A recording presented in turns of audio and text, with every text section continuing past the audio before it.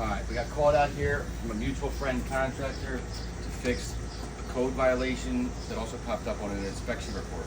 So there's two things that fail about this.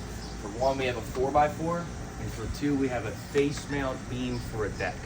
This is a code violation, as well as being a 4x4 is a code violation.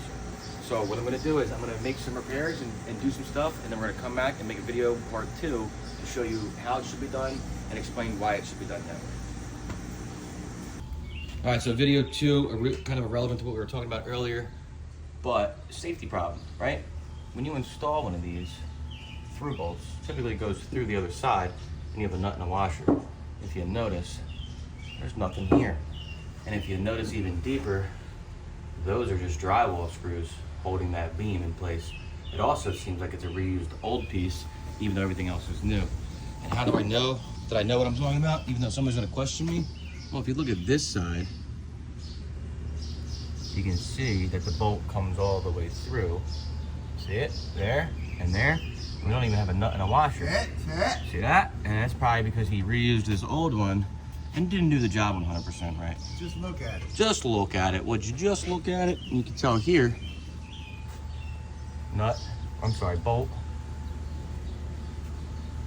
goes through, but there's nothing popping to the other side, so the bolts are too short, and there's no nut and washers. So in reality, that's just sitting there.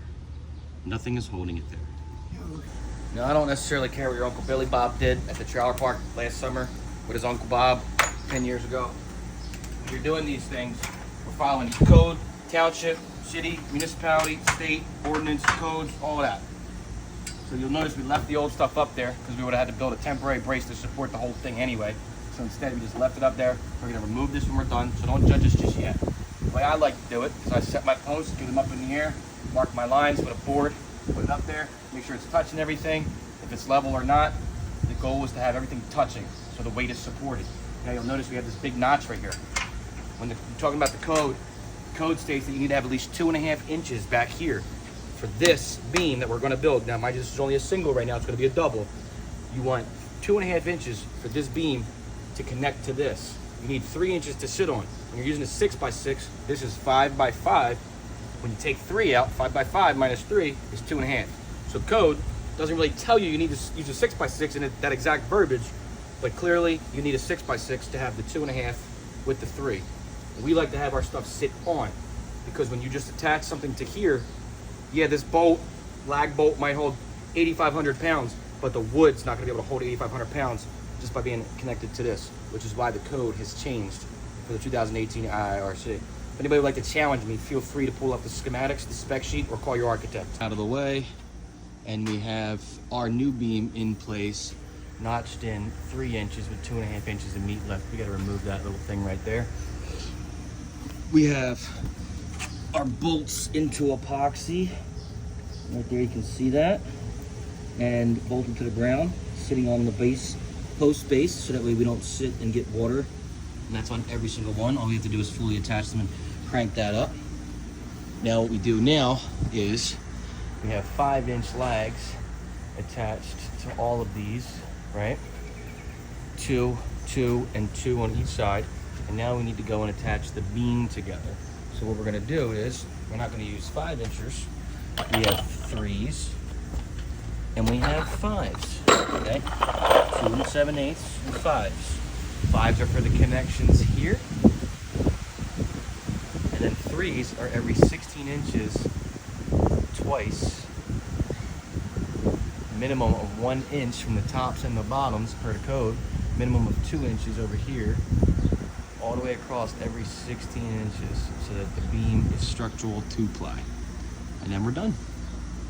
All right, so we had one small hiccup on this job, and that was that this post that was holding the original beam in place is not secured to the ground.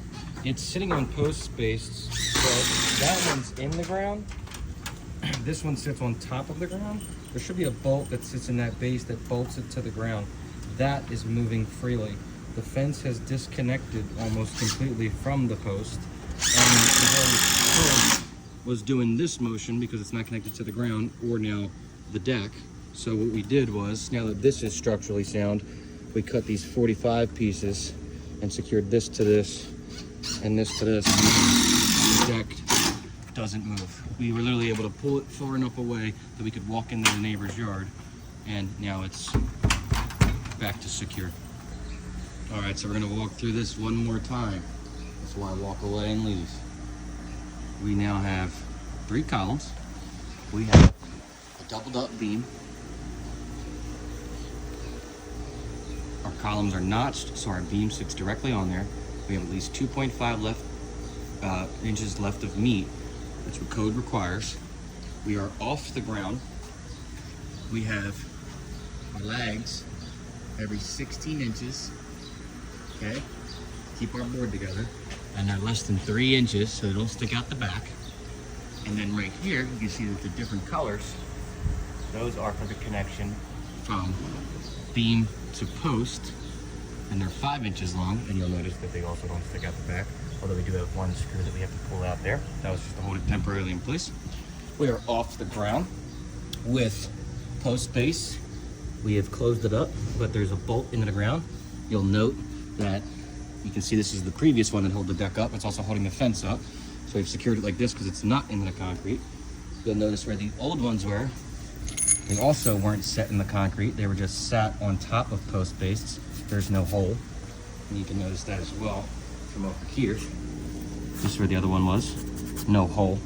So, all in all, we took out the old uncode compliant, anti-code, whatever you want to call it.